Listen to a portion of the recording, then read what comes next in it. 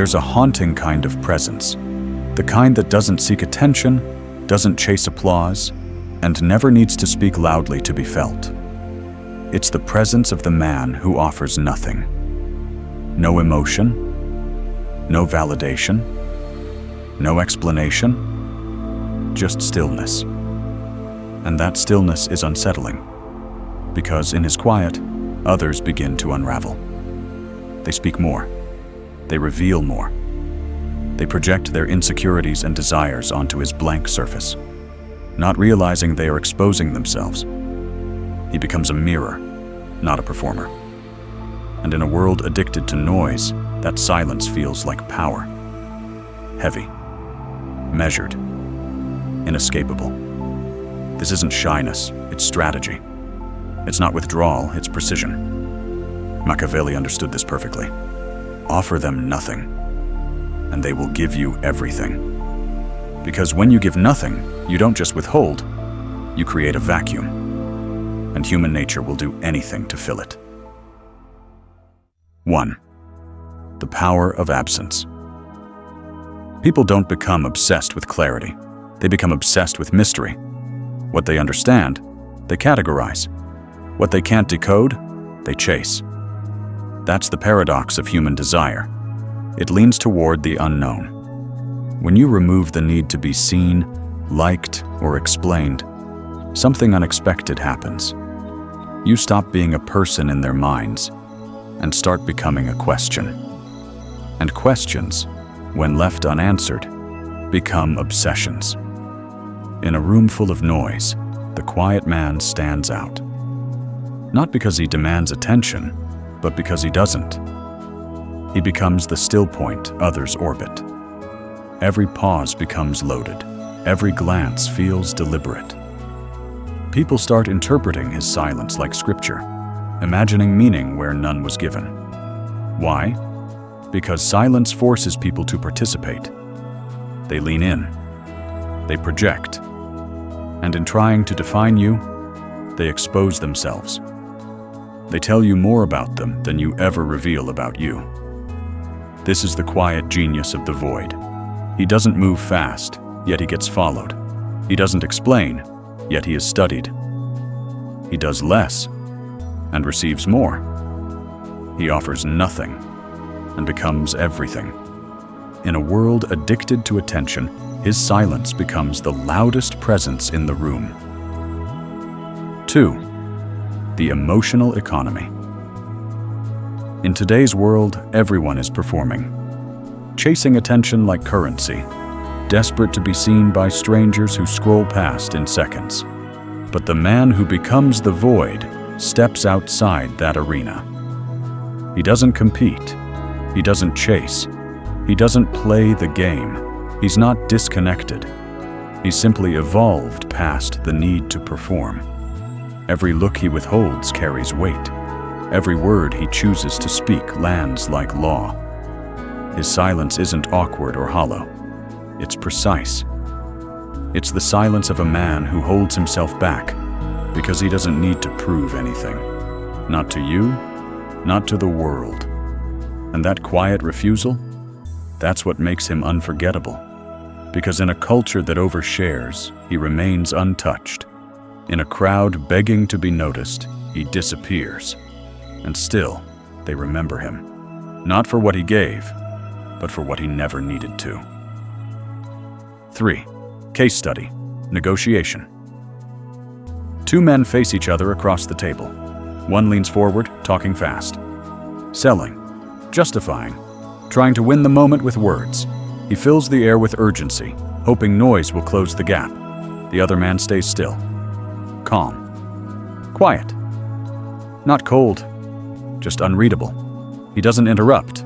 He doesn't react. He lets the silence stretch. And in that silence, something shifts. The talker begins to unravel, revealing more than he planned, offering too much, saying what should have remained hidden.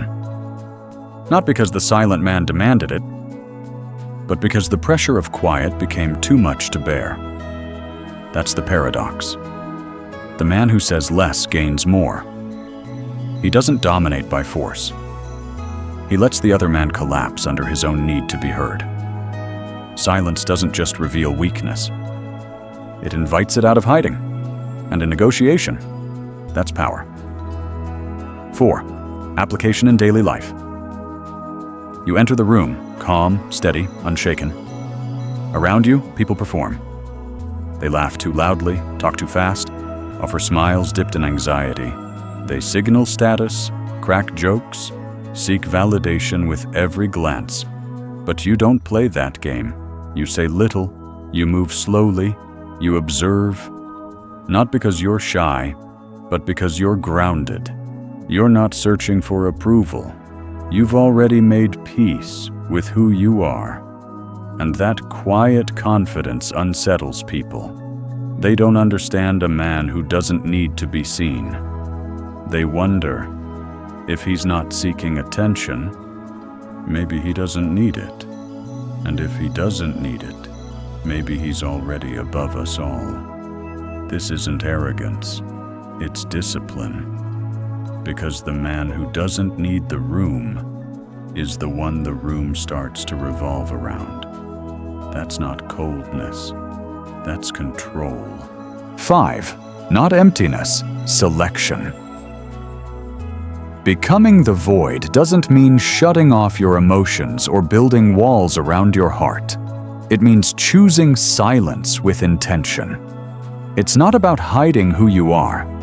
It's about filtering who deserves access. Some people will resent your quiet. They'll label you distant, cold, difficult. But the truth is simpler. They were never meant to stay.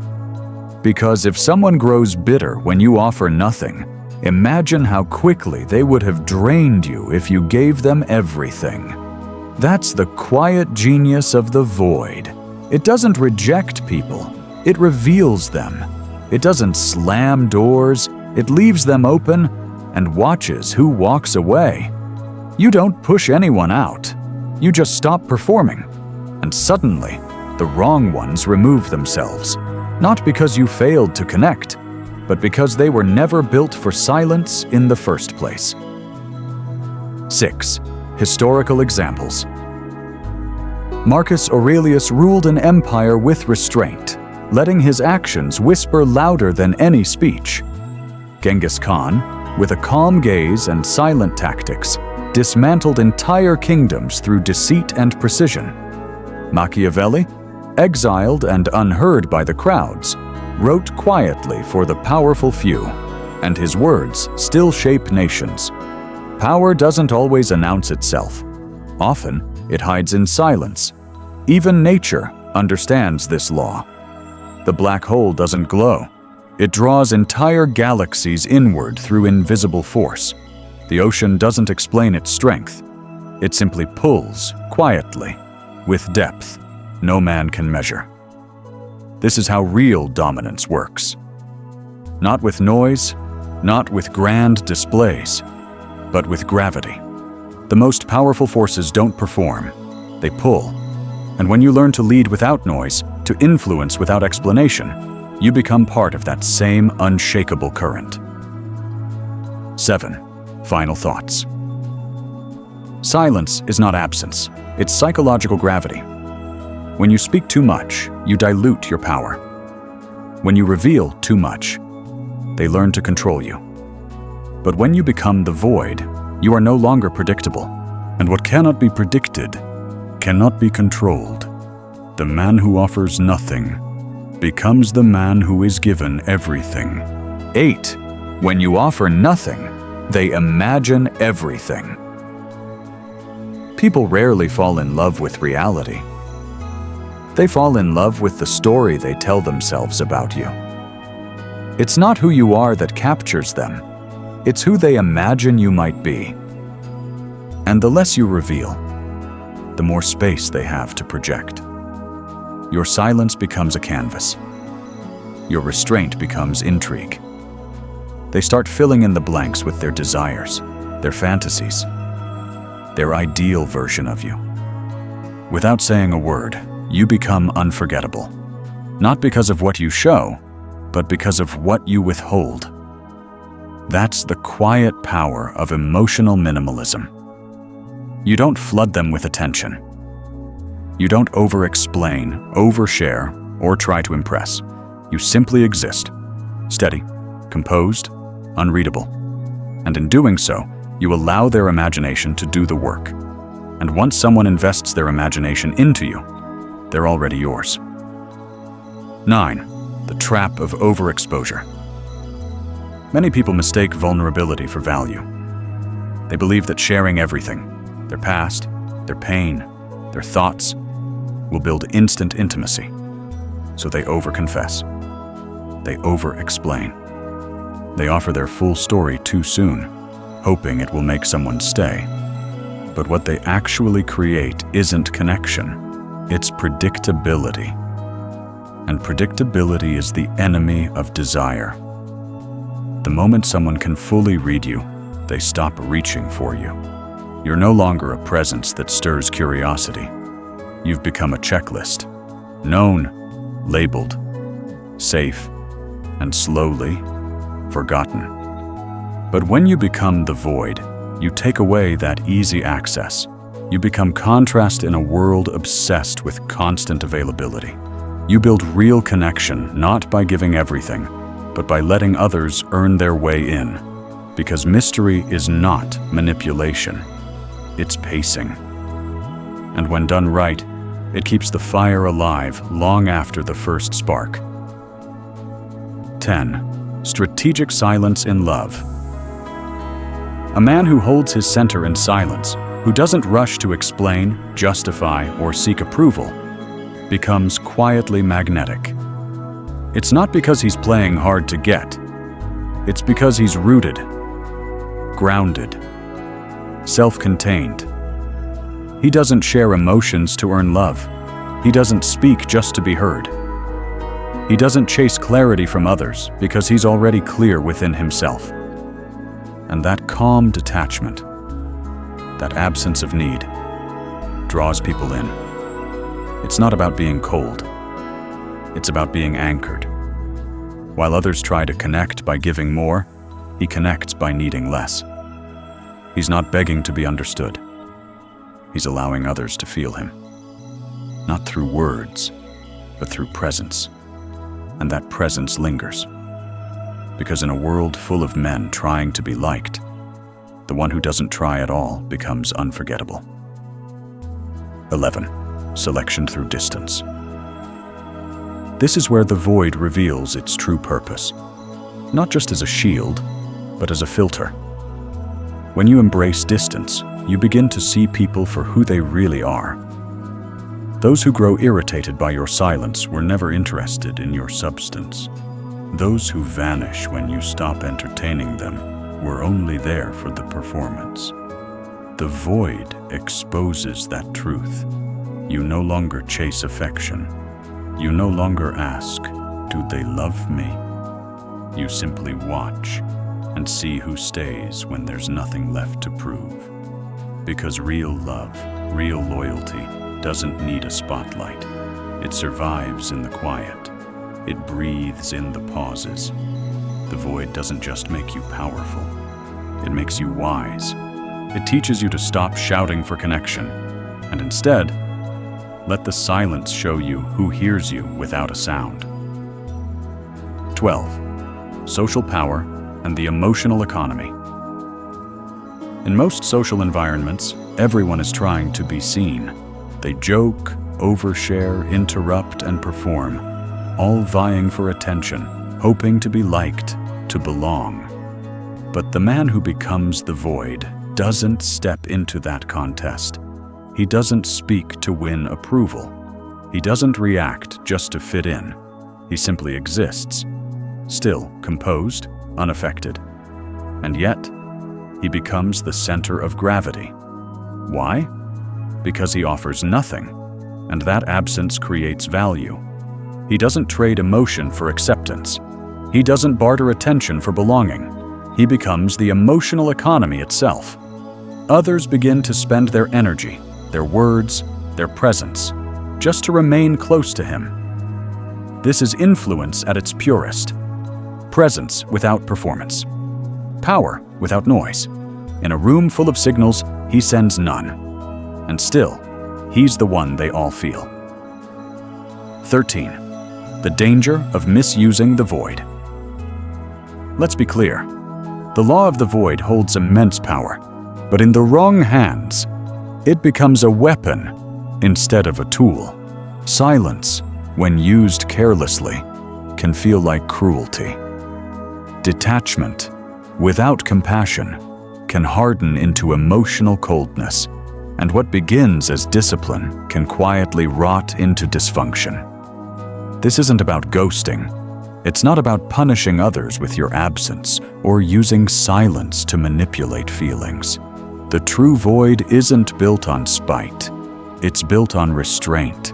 It filters energy, not wounds hearts. It creates boundaries, not confusion. Machiavelli didn't preach destruction. He understood the power of distance, not to hurt, but to select. He taught control, not chaos, stability, not silence for silence's sake. Because real power isn't about withdrawing to harm, it's about standing still to see who deserves your motion. 14. A litmus test for truth. The void doesn't just protect you, it reveals the truth. It's a quiet test, a filter that exposes what words often hide. If someone leans in during your silence, without needing explanations or validation, that's trust. But if they crumble when you don't respond, if their worth depends on your attention, that's not love. That's dependence. And that difference matters. Because the ones who can sit with your quiet, who don't demand constant access, who respect your space, they're the ones worthy of your full presence. But you don't give that freely. You don't rush to open yourself. You let silence sort what charm never could. You let stillness separate the genuine from the fragile. Because truth doesn't always arrive through conversation. Sometimes it arrives when you say nothing, and just watch who stays. 15. Final power shift. You are the frame.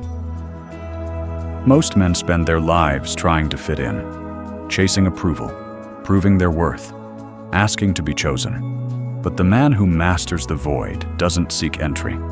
He builds the room others want to enter. He doesn't rush to respond. He doesn't speak to impress. He doesn't reveal himself just to feel connected. And strangely, the less he gives, the more others invest in trying to uncover him. He becomes the mystery that demands attention, not through noise, but through absence. At some point, you stop being part of the performance. You become the stage, the platform, the silent frame that holds the spotlight while everyone else dances for it. That's the final power shift. You don't adapt to their world. They adjust to yours.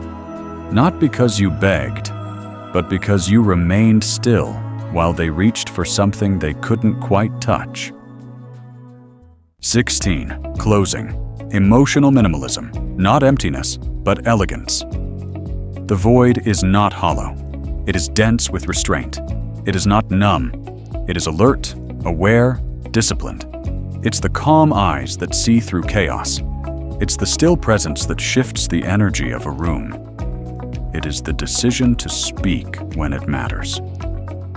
To love without begging. To exist without apologizing.